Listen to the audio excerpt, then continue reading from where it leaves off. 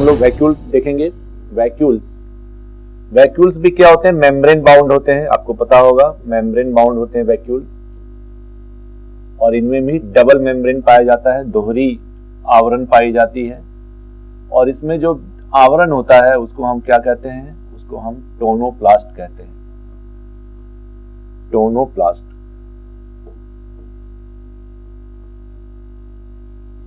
Tonoplast कहते हैं इसके मेम्ब्रेन को। इसका क्या कार्य है देखिए, मेम्ब्रेन बाउंड सैक्स फॉर स्टोरेज, इसका मुख्य काम है भोजन को संग्रह करना, स्टोर करना, डाइजेशन पचाना, एंड वेस्ट रिमूवल, और जो अपशिष्ट है उसको कोशिका से शरीर से बाहर निकालना। कंटेंट्स वाटर सोल्यूशन, इनमें जल का घुलनशील पदार्थ पाए जाते हैं।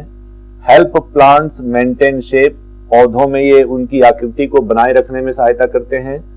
एंड लार्ज सेंट्रल वैक्यूल, और जो पौधों का कोशिका होती है उसमें सेंट्रल वैक्यूल, केंद्रीय वैक्यूल्स क्या होते हैं, बड़े होते हैं, लंबे होते हैं। पौधों में वैक्यूल छोटे बड़े होते हैं, जंतुओं में छोटे होते हैं। ये एक टिपिकल एनिमल सेल है, मैंने आपको दिखाया था। एनिमल सेल में क्या होते हैं, सेल वॉल एब्सेंट होता है, बाकी इस तरह से संरचना होती है, हमने डिस्कस कर लिया है। और ये है प्लांट सेल। प्लांट सेल का सबसे बड़ी खासियत क्या है, सेल वॉल, इसमें कोशिका भित्ति पाई जाती है, सेल वॉल पाई जाती है, और सेल मेम्ब्रेन सेल वॉल में ही निहित होते हैं। उसके बाद है गोल्गी एपरेटस, क्लोरोप्लास्ट होते हैं, एनिमल में क्लोरोप्लास्ट नहीं होते हैं। वैक्यूल्स देख सकते हैं आप, क्या है, सबसे बड़ा है, इसमें केंद्र में वैक्यूल पाया जाता है, इसलिए इसको सेंट्रल वैक्यूल कहते हैं। देख सकते हैं आप, ये है वैक्यूल, और वैक्यूल का मुख्य कार्य है भोजन को संरक्षित करना। इनका न्यूक्लियस केंद्रक बीच में ना होकर कहीं किनारे में होता है, तो ये न्यूक्लियस है, केंद्रक है, इसके अंदर में न्यूक्लियोलस है। इसके देखिए बाहर में ठीक रफ एंडोप्लाज्मिक है, रेटिकुलम है, उसके बाद स्मूथ एंडोप्लाज्मिक रेटिकुलर है। लार्ज सेंट्रल वैक्यूल्स है, एमाइलोप्लास्ट स्टार्च पाए जाते हैं, स्टार्च ग्रेन, क्योंकि इनमें जो स्टोरेज फूड होता है वो स्टार्च होता है। ये माइटोकॉन्ड्रिया है, माइटोकॉन्ड्रिया में भी डीएनए पाए जाते हैं। तो हम लोग देखेंगे प्लांट सेल्स और एनिमल सेल्स में क्या अंतर होते हैं, और पादप कोशिका और जंतु कोशिका में क्या अंतर होता है। तो देखिए एनिमल सेल का फीचर बताया कि एनिमल सेल की क्या क्या खासियत है। सबसे पहले इसमें साइटोप्लाज्म पाया जाता है, often denser in animal cell than plant cells. Plant cells में क्या होते हैं, डेंस नहीं होते हैं, घनत्व नहीं होते हैं, घने नहीं होते हैं, लेकिन जो जंतु कोशिका होते हैं उनमें साइटोप्लाज्म घना होता है, डेंस होते हैं। फिर है सेक्रेटरी वेसाइकल्स इसमें होते हैं जो सिक्रीशन करते हैं, more common in animal cells such as cell producing digestive enzyme, जो पाचन एंजाइम का स्राव करते हैं उनमें क्या होते हैं, सेक्रेटरी वेसाइकल्स पाए जाते हैं, जो कि केवल ज्यादा किसमें होता है, जंतु कोशिकाओं में होता है। फिर है वैक्यूल्स। वैक्यूल्स जो होते हैं जंतु कोशिका में वो छोटे और टेम्पररी होते हैं, जब जरूरत हो तो बनते हैं। उसके बाद है ग्लाइकोजेन, हमारे में जंतुओं में कार्बोहाइड्रेट जो ग्लूकोज है उसको किस रूप में स्टोर करते हैं, तो ग्लाइकोजेन के रूप में स्टोर करते हैं, स्टोरेज फॉर्म ऑफ कार्बोहाइड्रेट। और क्या क्या है देखिए, lack of cell wall, cell wall नहीं पाए जाते हैं, means that the animal cells are irregular in shape.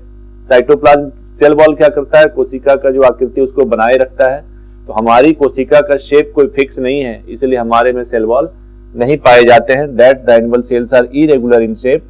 Animal cells can be quite small, कितना होता है 25 माइक्रोमीटर इन डायमीटर। वहीं प्लांट सेल्स में क्या होते हैं, सबसे बड़ी खासियत प्रेजेंस ऑफ सेल वॉल, और सेल वॉल हमें पता है सेलुलोज से बने होते हैं, means that the animal cells are regular in shape. Plant cells can be quite large up to 60 micrometer तक इनका लेंथ होता है, डायमीटर होता है। प्लांट सेल के क्या क्या फीचर होते हैं, cellulose cell wall. Cell wall किससे बने होते हैं, सेल्यूलोज। सेल्यूलोज क्या है, एक जटिल कार्बोहाइड्रेट है। Provide supports and prevent cells bursting when turgid, जब इनमें जल भर जाता है कोशिका में तो ये मतलब बर्स्ट ना कर जाए, इसलिए इसको सेल्यूलोज क्या करता है, प्रोवाइड करता है, प्रोटेक्शन देता है, सपोर्ट देता है। So it is completely permeable to water, जल के लिए क्या होते हैं, परागम्य होते हैं, और जो डिजॉल्व सब्सटेंस होते हैं उनके लिए भी परागम्य होते हैं, उनको परमिशन देता है कि आप जा सकते हैं और आ सकते हैं कोशिका के अंदर बाहर। उसके बाद है वैक्यूल्स। इसमें जो वैक्यूल्स होते हैं वो क्या होते हैं, लार्ज होते हैं और परमानेंट होते हैं। The water inside this is necessary for turgidity. हम लोग पढ़ेंगे जब स्टोमाटा क्लोज और ओपन होता है, तो जब ओपन होता है तो क्या होते हैं, टर्जिड हो जाता है स्टोमाटा का wall. So the water inside this necessary for turgidity. It can also store ions and molecules. Ions और जो मॉलिक्यूल्स है उनको ये स्टोर भी करते हैं। फिर है क्लोरोप्लास्ट। क्लोरोप्लास्ट में क्या होते हैं, क्लोरोफिल पाए जाते हैं and is the site of photosynthesis. हमने पहले भी डिस्कस किया कि क्लोरोप्लास्ट में क्लोरोफिल हरित लवक पाए जाते हैं, जो कि प्रमुख स्थान है किसका, प्रकाश संश्लेषण का। और देखिए इसमें स्टार्च, हमारे में ग्लाइकोजन होता है रिजर्व फूड, और इसमें होता है storage form of carbohydrate starch. तो स्टार्च के रूप में इनमें भोजन क्या होता है, संग्रहित होता है, इनमें स्टोर करके रखते हैं। अब है दोनों में कॉमन फीचर क्या क्या है। तो सबसे पहला कॉमन फीचर है कि सेल मेम्ब्रेन दोनों में पाए जाते हैं, कोशिका द्रव्य दोनों में पाया जाता है, केंद्रक दोनों में पाए जाते हैं, और माइटोकॉन्ड्रिया भी दोनों में पाए जाते हैं। क्या नहीं पाए जाते हैं, तो नहीं पाए जाते हैं क्लोरोप्लास्ट। तो ये प्लांट सेल्स और एनिमल सेल्स में डिफरेंसेस है, और डिफरेंसेस के साथ साथ दोनों में क्या समानता है वो भी दिखाने की कोशिश की गई है। ये आप देख सकते हैं, हमने पहले भी डिस्कस किया है कि ये केंद्रक है, और केंद्रक के अंदर क्या पाए जाते हैं, केंद्रिका पाए जाते हैं, और केंद्रक के अंदर धागा नुमा संरचना पाई जाती है। इस धागे नुमा संरचना को हम क्या बोलते हैं, क्रोमाटिड बोलते हैं। और इसी क्रोमाटिड में क्या होते हैं, गुणसूत्र पाए जाते हैं।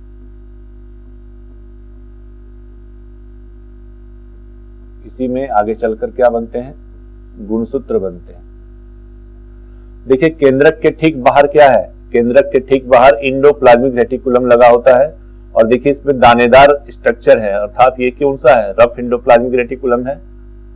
न्यूक्लियस में देखिए जहां जहां पोर बने हुए हैं, छिद्र बने हुए हैं, न्यूक्लियस छिद्र कहते हैं इसको हम, आप देख सकते हैं। न्यूक्लियस में ये छिद्र बने हुए, और ये है न्यूक्लियर इन्वेलप, अर्थात न्यूक्लियस का सबसे बाह्य झिल्ली। इसमें दो झिल्ली होते हैं, अंतर झिल्ली और बाह्य झिल्ली। तो ये क्या है, न्यूक्लियर इन्वेलप, बाह्य झिल्ली है। अब देखिए आप कि ये है कोशिका का, अगर हम अपनी बात करें, एनिमल कोल सेल्स की बात करें, तो ये कोशिका का प्लाज्मा मेम्ब्रेन है। प्लाज्मा मेम्ब्रेन के अंदर बहुत सारे द्रव्य भरे होते हैं, बहुत सारे द्रव्य भरे होते हैं, और इसी द्रव्य के बीच में क्या पाए जाते हैं, क्रोमैटिड पाए जाते हैं। तो प्लाज्मा मेम्ब्रेन के अंदर जितना भी द्रव्य पाया जाता है, जितना भी द्रव्य पाया जाता है, सबको क्या बोलते हैं, सबको हम बोलते हैं साइटोप्लाज्म। क्या बोलते हैं, साइटोप्लाज्म, अर्थात कोशिका द्रव्य।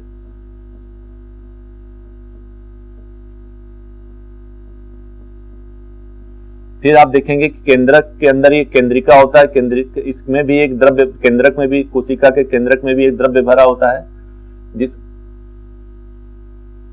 केंद्रक के अंदर जो द्रव्य भरा होता है इसको हम बोलते हैं न्यूक्लियोप्लाज्म, केंद्रक द्रव्य।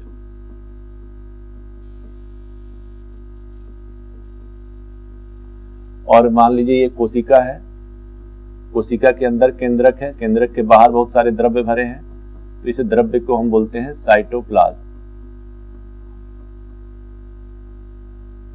इसको क्या बोलते हैं, साइटोप्लाज्म। तो कोशिका का जो सेल प्लाज्मा मेम्ब्रेन और केंद्रक के बीच में जो द्रव्य पाए जाते हैं उसको साइटोप्लाज्म बोलते हैं, और केंद्रक के अंदर जो द्रव्य पाए जाते हैं उसको क्या बोलते हैं, न्यूक्लियोप्लाज्म। और अगर हम न्यूक्लियोप्लाज्म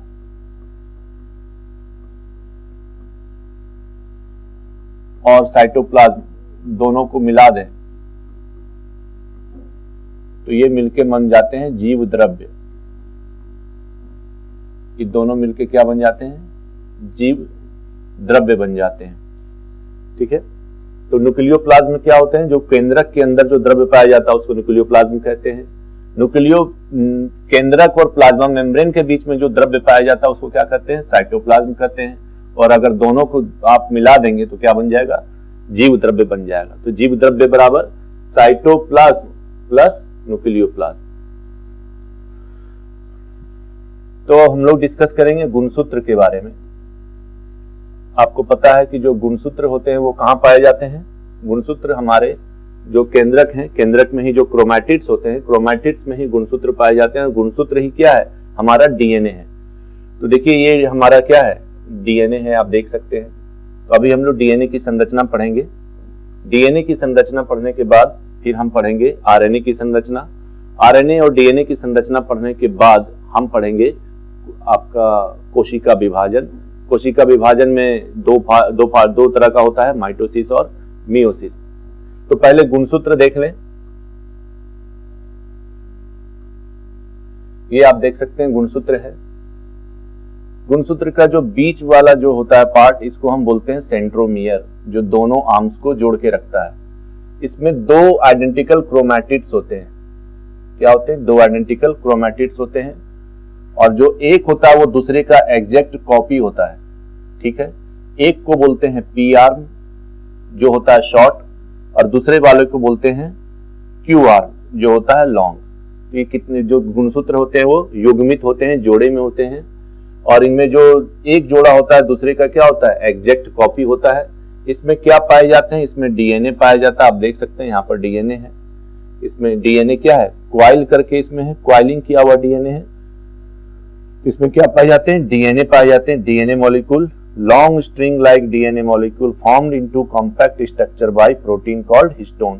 तो जो न्यूक्लियोसोम संरचना जो होती है गुणसूत्र में पाए जाते हैं, वो न्यूक्लियोसोम संरचना कैसे बनती है? हिस्टोन प्रोटीन के द्वारा बनती है। हम लोग आगे देखेंगे।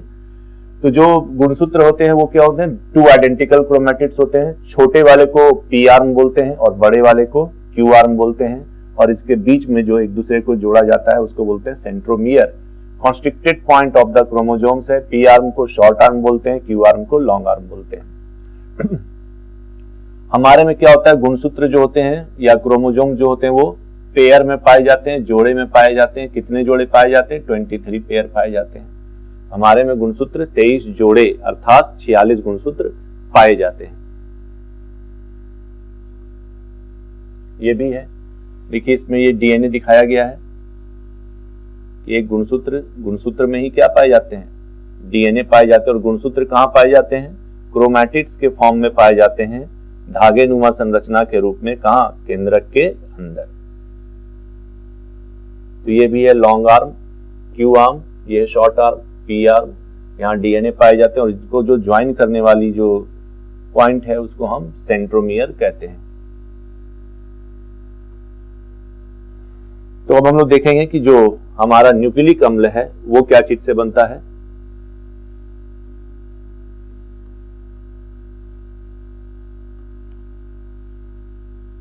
Nucleic acid,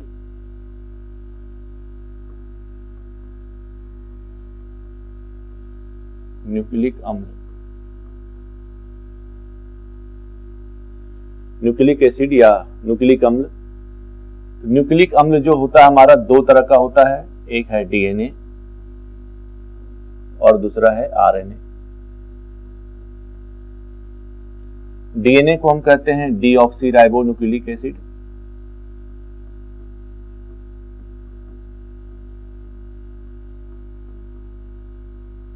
deoxyribo nucleic acid. Nucleic अम्ल क्यों बोलते हैं? क्योंकि ये हमारे केंद्रक में पाए जाते हैं। आरएनए को बोलते हैं ribo nucleic acid.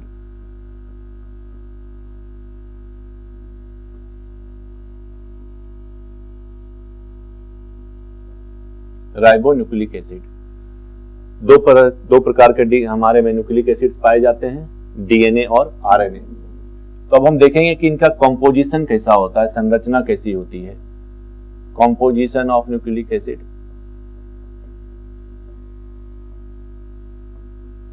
Nucleic acid को हमने Na लिख दिया। तो ये तीन चीजों से मिलकर बने होते हैं। पहला है नाइट्रोजीनस बेस, जिसको नाइट्रोजन युक्त क्षार भी नाइट्रोजन युग्म क्षार भी बोलते हैं। दूसरा है शर्करा, शुगर, और तीसरा है शुगर के बाद तीसरा है फॉस्फेट। तीसरा है फॉस्फेट। फॉस्फेट को फॉस्फोरिक अम्ल भी कहते हैं। या फॉस्फोरिक एसिड भी बोलते हैं। फॉस्फोरिक एसिड भी कहते हैं। तो जो न्यूक्लिक एसिड्स होते हैं हमारे, न्यूक्लिक अम्ल 3 चीजों से मिलकर बने होते हैं। पहला नाइट्रोजिनस बेस, दूसरा शुगर, तीसरा फॉस्फोरिक एसिड या फॉस्फेट। तो अब हम देखेंगे कि जो नाइट्रोजिनस बेस होते हैं वो क्या होते हैं।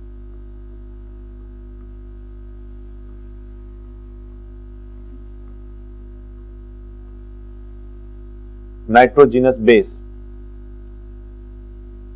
नाइट्रोजिनस बेस जो होते हैं वो पहला होता है प्यूरिन, ये 2 प्रकार के होते हैं, और दूसरा होता है पायरिमिडीन।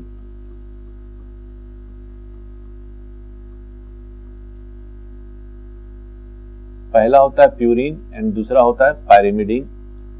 प्यूरिन 2 प्रकार के होते हैं, एडेनिन तथा ग्वानिन।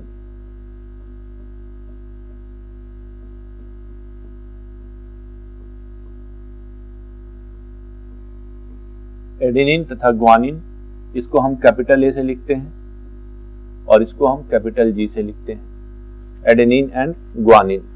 तो प्यूरिन जो होते हैं हमारे 2 प्रकार के होते हैं, एडेनिन और ग्वानिन। और जो पायरिमिडीन होते हैं हमारे वो 3 प्रकार के होते हैं, साइटोसिन,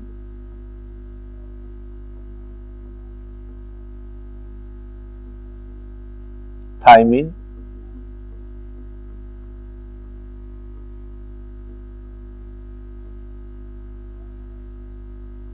यूरासिल।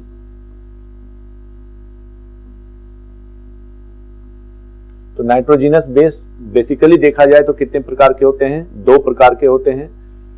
एक को बोलते हैं प्यूरिन, दूसरे को बोलते हैं पायरिमिडीन। प्यूरिन जो होते हैं वो 2 प्रकार के होते हैं, एडेनिन, ग्वानिन, और पायरिमिडीन 3 प्रकार के होते हैं। साइटोसिन को कैपिटल सी से लिखते हैं, थायमिन को कैपिटल टी से लिखते हैं और यूरासिल को कैपिटल यू से लिखते हैं। साइटोसिन, थायमिन और यूरासिल। अब अगर डीएनए है तो उसमें नाइट्रोजिनस बेस क्या पाए जाते हैं, एडेनिन, ग्वानिन, साइटोसिन और थायमिन। और अगर न्यूक्लिक एसिड आरएनए है तो इसमें नाइट्रोजिनस बेस कैसे पाए जाते हैं, तो एडेनिन, ग्वानिन, साइटोसिन और थायमिन की जगह क्या पाया जाता है, यूरासिल। तो अगर हमारा डीएनए है तो डीएनए में नाइट्रोजिनस बेस ए, जी, सी, टी पाए जाते हैं, एडेनिन, ग्वानिन, साइटोसिन, थायमिन। और आरएनए है तो एडेनिन, ग्वानिन, साइटोसिन तक ठीक होता है, थायमिन की जगह क्या हो जाता है, यूरासिल हो जाता है। ठीक है, तो ये डीएनए और आरएनए में थोड़ा सा बेसिक अंतर है।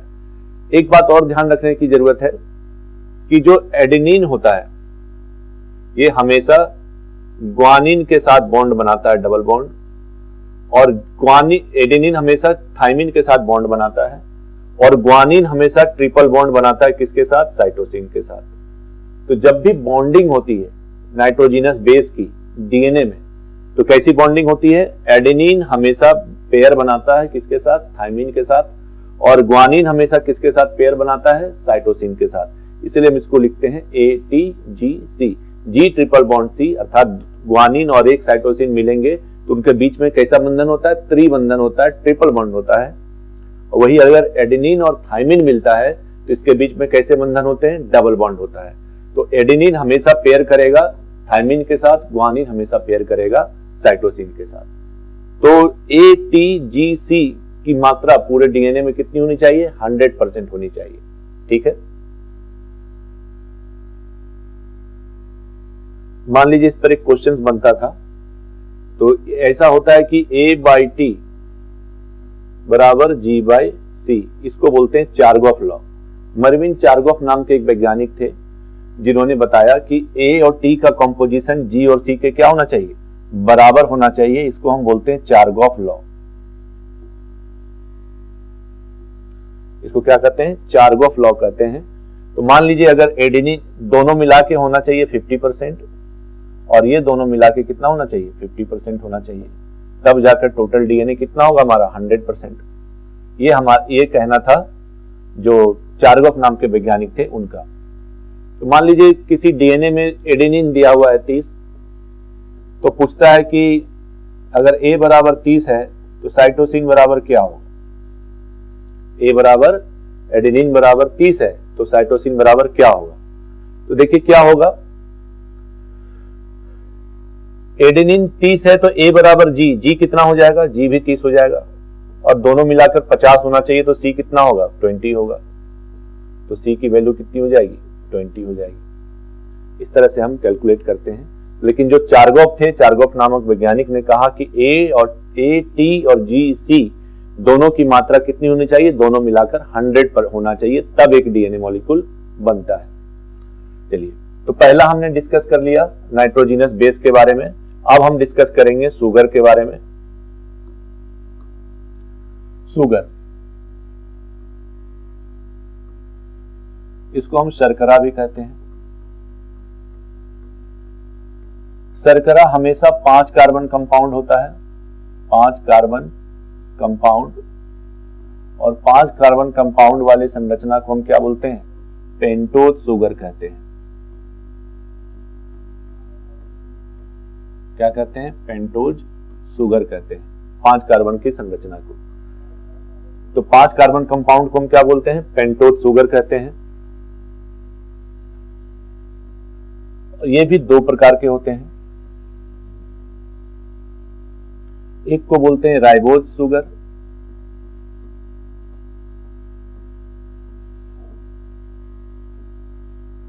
दूसरा को बोलते हैं डीऑक्सी राइबोज शुगर।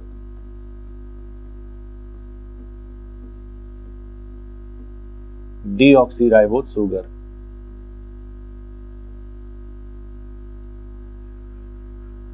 तो एक होता है राइबोज शुगर, दूसरे को बोलते हैं डीऑक्सी राइबोज शुगर।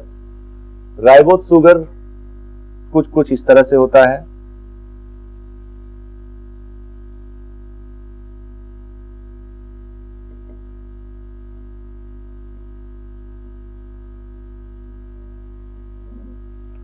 कितने कार्बन कंपाउंड होते हैं? 5 कार्बन कंपाउंड होते हैं। और राइबोज शुगर में क्या होता है? यहां पर H होता है 2 नंबर में, 1 नंबर 2 नंबर में H होता है, जबकि डीऑक्सी राइबोज में क्या होता है? 2 नंबर पर OH होता है।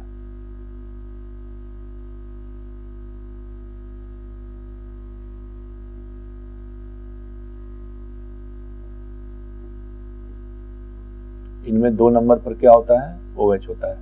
तो 2 नंबर पर OH होता है, इसलिए इसको हम क्या बोलते हैं? Deoxy ribose sugar. और इसको हम 2 नंबर पर H होता है, इसलिए क्या बोलते हैं? इसको राइबोज शुगर कहते हैं। तो जो शुगर होती है, शर्करा होती है डीएनए में, ये 2 प्रकार के होते हैं, राइबोज और डीऑक्सी राइबोज।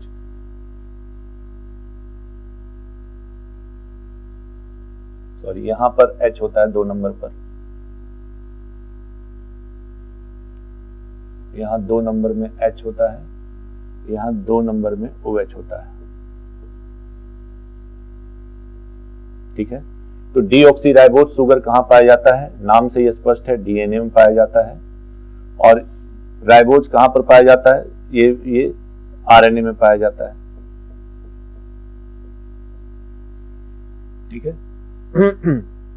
तो जो डीएनए होते हैं उसमें डीऑक्सी राइबोज शुगर पाया जाता है, और आरएनए जो होते हैं उसमें राइबोज शुगर पाया जाता है। तो आप ये देख सकते हैं कि जो एडेनिन है हमारा, एडेनिन पेयर बना रहा है थायमिन के साथ। ये एडेनिन की संरचना है। ये एडेनिन क्या है? प्यूरिन है। और ग्वानिन क्या है? दोनों प्यूरिन है। प्यूरिन का ये रिंग होता है, आप देख सकते हैं 9 कार्बन का रिंग होता है प्यूरिन का। और ये क्या है? थायमिन और साइटोसिन दोनों पायरिमिडीन्स हैं। तो एडेनिन थायमिन के साथ जब बॉन्ड बनाता है तो कितना बॉन्ड बन रहा है? 1 और 2 बॉन्ड बन रहा है, इसलिए इसको हम क्या बोलते हैं? A double bond T। वहीं देखिए ग्वानिन और साइटोसिन जब मिल रहे हैं, एक बॉन्ड यहां बन रहा है, एक बॉन्ड यहां बन रहा है, एक बॉन्ड यहां बन रहा है। तो ये कितने बन रहे हैं? G triple bond C, 3 bond बनते हैं। तो A जब कंबाइन करता है थायमिन से, तो आप देख सकते हैं 2 बॉन्ड बन रहा है, इसलिए डबल बॉन्ड से लिखते हैं। और G C के साथ जब कंबाइन करता है तो ट्रिपल बॉन्ड बनता है, इसलिए G ट्रिपल बॉन्ड C लिखते हैं।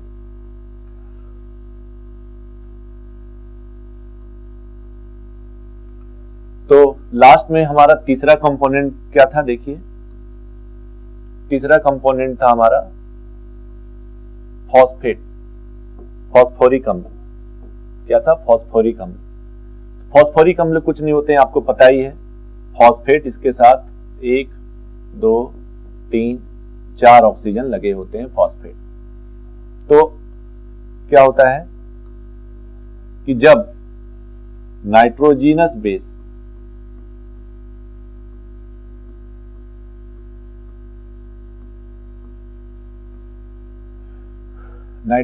बेस जुड़ जाता है शुगर के साथ, इसको हम क्या कहते हैं? न्यूक्लियोसाइड्स कहते हैं।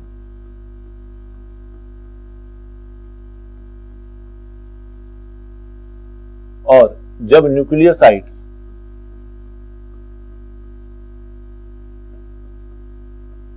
के साथ फॉस्फेट जुड़ जाता है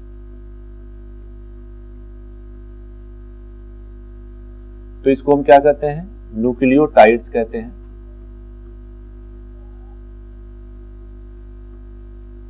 इसको हम न्यूक्लियोटाइड्स कहते हैं।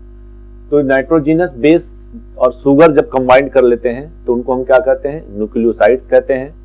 और जब न्यूक्लियोसाइड्स फॉस्फेट के साथ जुड़ जाते हैं तो उसको हम क्या कहते हैं? न्यूक्लियोटाइड्स कहते हैं। और यही न्यूक्लियोटाइड्स क्या होती है? एक लंबी श्रृंखला का निर्माण करती है जिसको हम बोलते हैं पॉलीपेप्टाइड। तो क्या बोलते हैं? न्यूक्लियोटाइड है, मान लीजिए एक न्यूक्लियोटाइड है, दूसरा न्यूक्लियोटाइड है, तीसरा न्यूक्लियोटाइड्स है, चौथा न्यूक्लियोटाइड्स है। इस तरह करते करते हजारों में न्यूक्लियोटाइड्स जुड़ जाते हैं। और न्यूक्लियोटाइड्स की ही एक लंबी श्रृंखला क्या है? डीएनए है। तो डीएनए क्या है? Polynucleotide chain. Polynucleotide chain. तो कोई भी जो न्यूक्लिक एसिड है वो क्या है? न्यूक्लियोटाइड की लंबी श्रृंखला। तो आप देख सकते हैं न्यूक्लियोटाइड्स आपस में जुड़ते जाएंगे और लंबी श्रृंखला का निर्माण कर देंगे। वही हमारा क्या बनाता है? न्यूक्लिक एसिड बनाता है। डीएनए क्या है? पॉलीन्यूक्लियोटाइड चेन है, जिसमें एक न्यूक्लियोटाइड दूसरे न्यूक्लियोटाइड से कुछ बंधन से जुड़े होते हैं, फॉस्फोडाइएस्टर बॉन्ड से जुड़े होते हैं। Phosphodiester bond. एक न्यूक्लियोटाइड दूसरे न्यूक्लियोटाइड से कैसे जुड़ा होता है? फॉस्फोडाइएस्टर बॉन्ड के थ्रू जुड़े होते हैं। और डीएनए क्या होता है? यही न्यूक्लियोटाइड की लंबी श्रृंखला होती है। तो न्यूक्लियोटाइड की लंबी श्रृंखला को क्या बोलते हैं? पॉलीन्यूक्लियोटाइड होते हैं। और पॉलीन्यूक्लियोटाइड चेन क्या है? डीएनए है। तो डीएनए किससे बने होते हैं? सबसे पहले नाइट्रोजीनस बेस से बने होते हैं, शर्करा शुगर से बने होते हैं और फॉस्फेट फॉस्फेरिक एसिड से बने होते हैं। जब नाइट्रोजीनस बेस और शुगर कंबाइन कर जाते हैं तो उसको हम न्यूक्लियोसाइड्स कहते हैं। और न्यूक्लियोसाइड्स में जब फॉस्फेट आके ऐड हो जाता है तो उसको हम क्या कहते हैं? न्यूक्लियोटाइड्स कहते हैं। और जब न्यूक्लियोटाइड्स एक जुड़कर आपस में जुड़ते जुड़ते लंबी श्रृंखला बना देते हैं उसको पॉलीन्यूक्लियोटाइड चेन कहते हैं। आपस में एक दूसरे से फॉस्फोडाइएस्टर बॉन्ड के थ्रू जुड़े होते हैं। तो जो हमारा डीएनए है वो क्या है? पॉलीन्यूक्लियोटाइड चेन है, न्यूक्लियोटाइड की लंबी श्रृंखला है। तो ये आपस में जुड़ते कैसे हैं इस चीज को हम देखेंगे।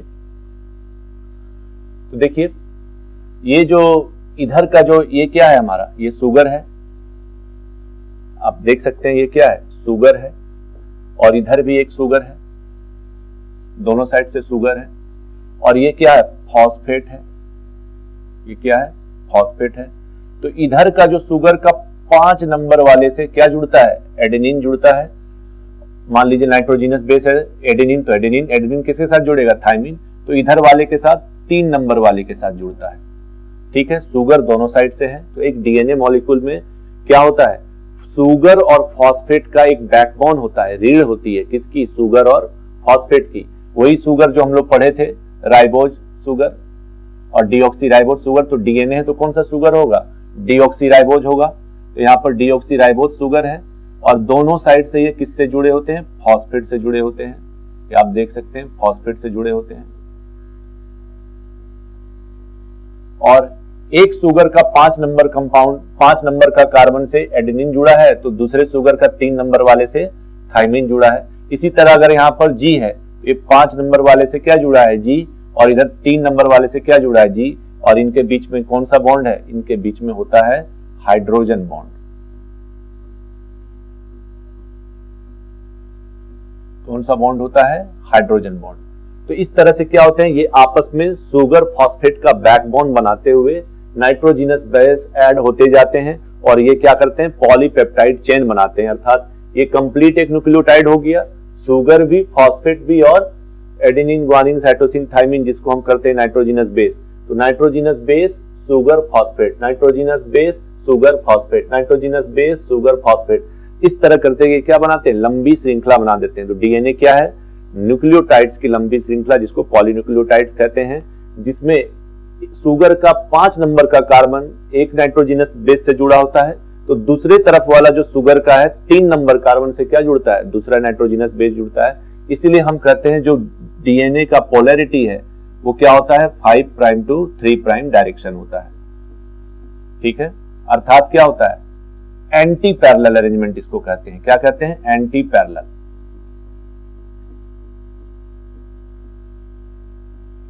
एंटी पैरेलल अरेंजमेंट इसको हम कहते हैं क्योंकि एक साइड 5 है, देखिए उस साइड शुगर उल्टा है, इधर का शुगर सीधा है, इधर का शुगर उल्टा है, इसको बोलते हैं एंटी पैरेलल अरेंजमेंट। तो जो डीएनए होता है हमारा, डीएनए का पोलैरिटी कैसा होता है, 5 प्राइम टू 3 प्राइम, कोई कोई इसको 5 डैश टू 3 डैश भी बोलते हैं, चलेगा, कोई बात नहीं। और ये कैसा अरेंजमेंट होता है, एंटी पैरेलल अरेंजमेंट होता है, अर्थात एक तरफ का शुगर ऐसा है तो दूसरी तरफ का उल्टा है। तो एक डीएनए मॉलिक्यूल में शुगर फॉस्फेट का बैकबोन होता है, ठीक है, उनकी अरेंजमेंट एंटी पैरेलल होती है और उनकी पोलैरिटी कैसी होती है, ध्रुवीयता कैसी होती है, 5 प्राइम टू 3 प्राइम, अर्थात 5 डैश से 3 डैश। ये भी देख सकते हैं आप, इनके बीच में बताया गया है कौन सा बॉन्ड, हाइड्रोजन बॉन्ड होता है। दो नाइट्रोजिनस बेस आपस में कैसे जुड़ते हैं, हाइड्रोजन बॉन्ड के थ्रू जुड़ते हैं। और जो सुगर और फॉस्फेट होता है इसके बीच में कैसा बॉन्ड होता है, आयनिक बॉन्ड होता है। सुगर और फॉस्फेट के बीच में आयनिक बॉन्ड होता है या कोवलेंट बॉन्ड जिसको कहते हैं। दो नाइट्रोजन बेस के बीच में कैसा बॉन्ड होता है, हाइड्रोजन बंधन होता है, हाइड्रोजन बॉन्ड होता है। और टोटल जो न्यूक्लियोटाइड्स है वो आपस में कैसे जुड़े होते हैं, फॉस्फोडाइस्टर बॉन्ड के थ्रू जुड़े होते हैं। एक तरफ देख सकते हैं आप, इधर 5 है तो इधर क्या है, 3 है, सुगर उल्टा हो गया है, इसी को बोलते हैं एंटी पैरेलल अरेंजमेंट। इसमें भी वही चीज है, आप देख सकते हैं, सेम है, बेस पेयरिंग है। बेस पेयरिंग में ध्यान रखेंगे कि एडेनिन हमेशा बेस पेयर करेगा किसके साथ, थायमिन के साथ, और ग्वानिन हमेशा बेस पेयर करेगा साइटोसिन के साथ। तो जो दो नाइट्रोजिनस बेस हैं वो आपस में कौन से बंधन से जुड़े होते हैं, हाइड्रोजन बंधन से जुड़े होते हैं।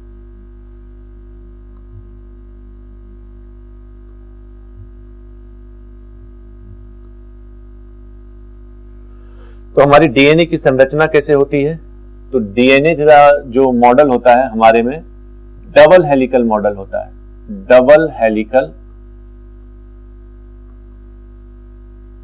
मॉडल ऑफ डीएनए, इसको बोलते हैं डीएनए की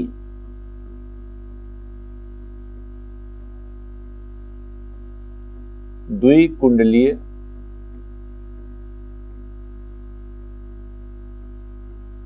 संरचना। Double helical model of DNA किसने दिया था, वॉटसन तथा क्रिक ने, गिवन बाय वॉटसन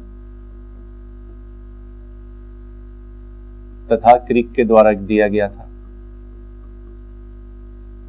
वॉटसन तथा क्रिक के द्वारा दिया गया था। तो कैसा होता है डीएनए,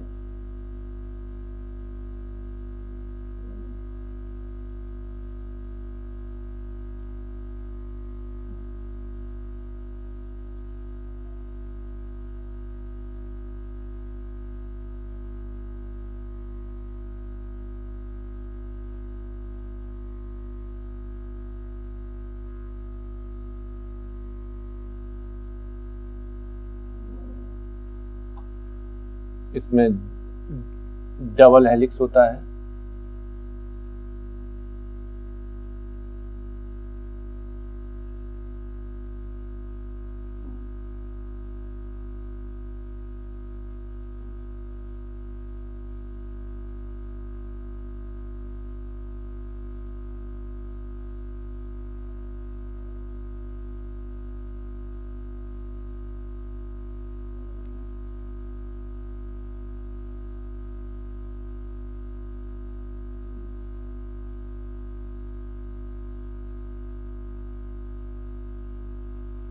इस तरह करके होता है।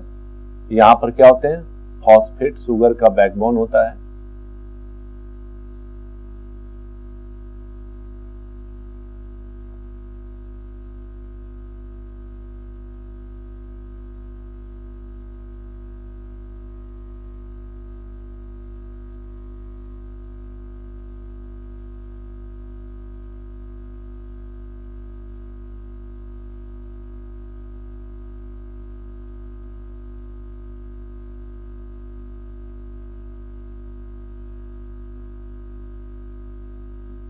ठीक है, तो ये हमारा डीएनए है।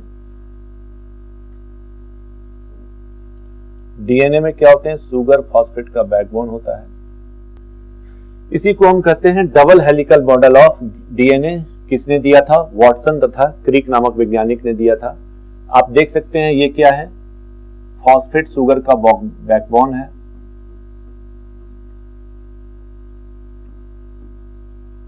फॉस्फेट शुगर बैकबोन है। ये क्या है, नाइट्रोजिनस बेस है, नाइट्रोजन युग्म क्षार बोलते हैं।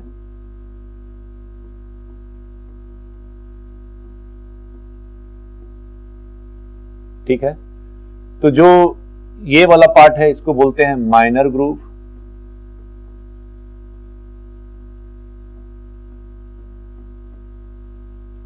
इसको बोलते हैं मेजर ग्रुप।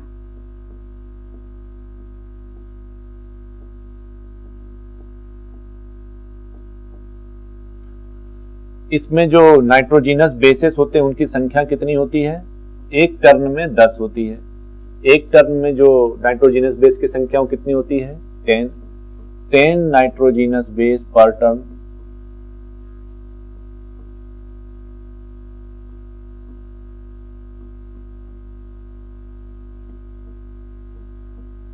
नाइट्रोजिनस बेस पर टर्न होती है इसमें। इसका जो एक टर्न का जो डायमीटर होता है एक हेलिक्स का, वो कितना होता है, 3.4 नैनोमीटर होता है, या इसको हम 34 एंगस्ट्रॉम भी कह सकते हैं। एक टर्न का जो ये पूरा जो डायमीटर है, एक टर्न का पूरा कंप्लीट, वो कितना होता है, 3.4 नैनोमीटर होता है। इसकी जो डायमीटर होती है वो कितनी होती है, 0.2 नैनोमीटर इसकी डायमीटर। तो इसमें जो डायमीटर होता है डीएनए का वो कितना होता है, 0.2 नैनोमीटर, या इसको आप 20 एंगस्ट्रॉम भी कह सकते हैं।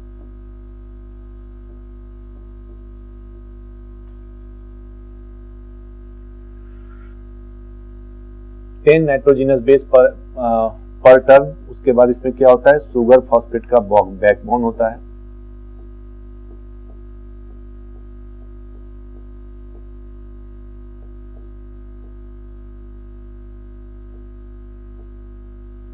ठीक है, तो जो वॉटसन एंड क्रिक ने कौन सा मॉडल दिया था, double helical model of DNA. हमारे में कैसा डीएनए पाया जाता है, लीनियर और डबल हेलिकल।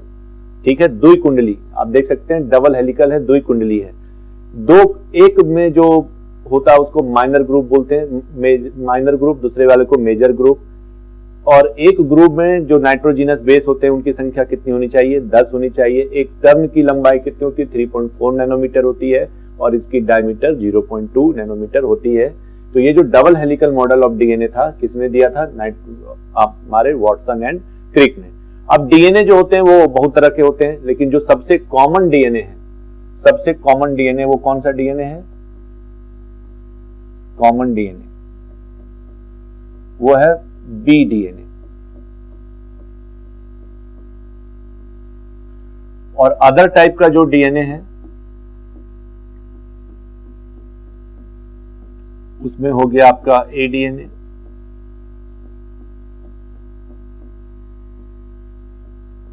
बी डीएनए तो हो गया, सी डीएनए, जेड डीएनए। डीएनए भी बहुत प्रकार के होते हैं, जैसे सबसे कॉमन जो डीएनए है वो है बी डीएनए। सी डीएनए भी होता है, जेड डीएनए, जेड का मतलब जिगजैग, जिगजैग संरचना वाली जो डीएनए होती है उसको क्या बोलते हैं, जेड डीएनए। इनके हेलिक्स के आधार पर, कुंडलन के आधार पर भी डीएनए दो प्रकार के होते हैं, right handed helix and left handed helix. अगर इनकी जो कुंडलन होगी वो राइट साइड से होगी तो उसको हम क्या बोलेंगे, राइट हैंडेड डीएनए। अगर इनकी हेलिक्स अर्थात कुंडलन लेफ्ट साइड से होगी तो क्या बोलेंगे, लेफ्ट हेलिकल डीएनए। तो right handed and left handed DNA दो प्रकार हो गई कुंडलन के आधार पर, और संरचना के आधार पर डीएनए वैसे देखा जाए तो चार प्रकार के होते हैं, ए डीएनए, बी डीएनए, सी डीएनए और जेड डीएनए। और जो बी डीएनए है वो क्या होता है, सबसे कॉमन डीएनए कौन है हमारा, बी डीएनए है। तो डीएनए इस तरह से होते हैं। और डीएनए में क्या होते हैं, डीएनए कुछ नहीं है, बस पॉलीपेप्टाइड पॉलीन्यूक्लियोटाइड का क्या है, चेन है, लंबी श्रृंखला है, अर्थात न्यूक्लियोटाइड की लंबी श्रृंखला है। और डीएनए के double helical model famous question है, किसने दिया था, वॉटसन तथा क्रिक नाम के वैज्ञानिक ने। उसी के बाद है आपका आरएनए। तो आरएनए और डीएनए में सबसे बड़ी अंतर क्या होती है कि आरएनए जो होता है वो क्या होता है, वो डीएनए था हमारा डबल हेलिकल और आरएनए क्या होता है, सिंगल हेलिकल होता है। आरएनए क्या होता है, सिंगल हेलिकल होता है। आप देख सकते हैं सिंगल हेलिकल है आरएनए। दूसरा आरएनए में क्या अंतर है कि इसमें uracil in place of thymine, thymine की जगह पर क्या होता है, यूरासिल पाए जाते हैं। आप देख सकते हैं ग्वानिन साइटोसिन और एडेनिन, थाइमिन की जगह क्या हो जाएगा, यूरासिल। एडेनिन पेयर करता है डीएनए में थाइमिन के साथ, लेकिन यहां किसके साथ पेयर करेगा, यूरासिल के साथ करेगा। ये यूरासिल की रचना है, आप देख सकते हैं। ये एडेनिन हमने पहले डिस्कस कर लिया, ग्वानिन, और ये साइटोसिन। इसमें जो हेलिक्स होती है वो क्या होती है, सिंगल हेलिकल होती है। और इसमें थाइमिन होता है किसके प्लेस में, यू के प्लेस, सॉरी थाइमिन के जगह पर क्या होता है, यू होता है। जो हमारे आरएनए होते हैं ये भी तीन तरह के पाए जाते हैं, 3 टाइप्स ऑफ आरएनए। आरएनए कितने प्रकार के होते हैं, 3 प्रकार के होते हैं। सबसे पहला है आरएनए, इसको हम बोलते हैं राइबोसोमल आरएनए।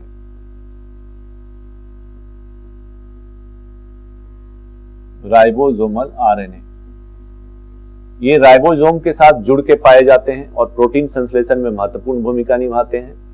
दूसरा है एमआरएनए। तो डीएनए में जो छुपी हुई सूचना है उसको क्या करते हैं, कोशिका द्रव्य में लाने की कोशिश करते हैं, हम लोग पढ़ेंगे इसका रोल। और तीसरा है टीआरएनए। तो जो डीएनए में छुपी हुई सूचना होती है वो कैसा होती है, कोड के फॉर्म में होती है। उस कोड को डिकोडिंग कौन करता है, ट्रांसफर आरएनए। ठीक है, हम लोग आगे पढ़ेंगे कि डीएनए से जो आरएनए बनने की प्रक्रिया है वो कैसे होती है, उसको बोलते हैं ट्रांसक्रिप्शन। और जो ट्रांसलेशन होता है वो क्या होता है, आरएनए से प्रोटीन बनने की प्रक्रिया को ट्रांसलेशन कहते हैं। तो जो आरएनए होता है ये राइबोसोम के साथ जुड़े होते हैं, इसलिए इसको आरएनए बोलते हैं। एमआरएनए को बोलते हैं मैसेंजर आरएनए। और ये क्या करते हैं, डीएनए में जो सूचना छुपी होती है उसको कोशिका द्रव्य में मिलाते हैं, और कोशिका द्रव्य में ही क्या होता है, फिर ट्रांसलेशन की प्रक्रिया होती है। तो जो ट्रांसक्रिप्शन है, डीएनए से आरएनए बनने की प्रक्रिया, वो कहाँ होती है, न्यूक्लियस में। लेकिन जो आरएनए से प्रोटीन बनने की प्रक्रिया है वो कहाँ संपन्न होती है, कोशिका द्रव्य में। तो एमआरएनए मैसेंजर आरएनए क्या करता है, तो जो डीएनए में छुपी हुई सूचनाएं हैं कोड के रूप में, उसको लेके आता है साइटोप्लाज्म में। और उसके बाद टीआरएनए क्या करता है, उस छुपी हुई कोड को प्रोटीन के रूप में अभिव्यक्त करता है, इसलिए इसको हम बोलते हैं ट्रांसफर आरएनए। इसका रोल्स हम लोग आगे पढ़ेंगे। ट्रांसफर आरएनए, इसको क्या कहते हैं, ट्रांसफर आरएनए कहते हैं, टीआरएनए कहते हैं।